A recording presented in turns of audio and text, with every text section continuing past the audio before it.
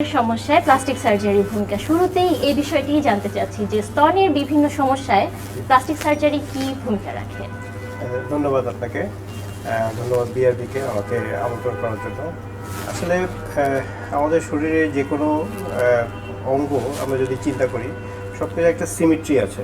যে মুখের একটা দিক, ডান দিক, বাম দিক, দুই হাত, দুই পা, যে সিমেট্রি যদি আমরা চিন্তা করি, তাহলে এই দুই দিক সমান থাকাটাই কিন্তু বিউটি। দুই দিক, একদিক যদি একটু কম বেশি ডিফারেন্স হয়, তাহলে দেখা যায় যে সৌন্দর্যটা নষ্ট হয়ে যায়। সেই ক্ষেত্রে একইভাবেই আমরা যদি স্তনের ব্রেস্টের কথা চিন্তা করি, ব্রেস্টের কয়েকটা ফাংশন আছে। একটা হচ্ছে যে মিল্ক প্রোডাকশন, বাচ্চাদের ফিডিংয়ের জন্য। আরেকটা হচ্ছে অ্যাস্থেটিক, আরেকটা হচ্ছে জেন্ডার আইডেন্টিটি।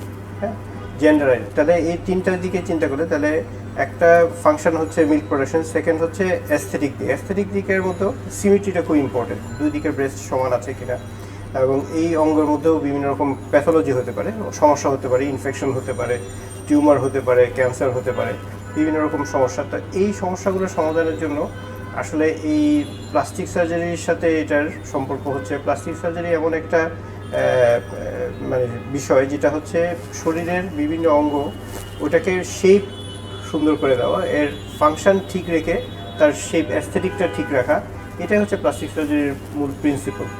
তো সেই দিকে বিবেচনা করলে আসলে ব্রেস্ট সার্জারির মধ্যে প্লাস্টিক সার্জারির একটা ভালো ভূমিকা আছে। ধন্যবাদ স্যার।